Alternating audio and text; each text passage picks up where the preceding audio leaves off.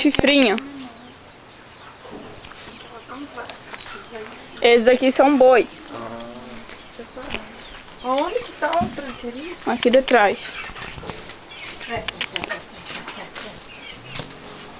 Ai.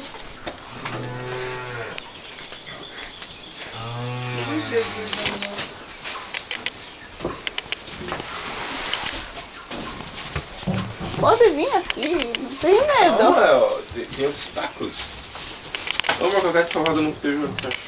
Quê? Esse pneu no carro. Ah. Mas andar aqui. Olha ali, que fácil. Como é que é o nome? Trem? Que trem? Ah, falou Horácio. Olha que fácil! Tá, que de Horácio. Viu como é que é na roda? É igualzinho naquele A Fazenda que passava na TV. Você não chegou a ver? Eu sabia que tinha, mas eu não sei como que era. Lava a cabeça do boi, do coisinho.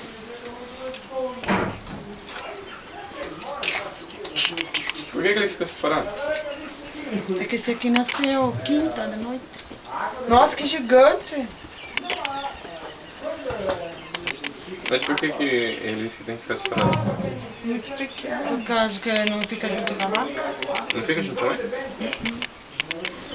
É guacho. Uma vez deixava mamar na vaca. Daí deixava a terneira mamar na vaca, depois aí tirava leite e depois largava o mamar de novo agora. Não, Nasceu, a vaca não vê mais ele. Ele tá vindo mais perto. Cruz, olha o tamanho das patas dele. Nem eu tinha visto.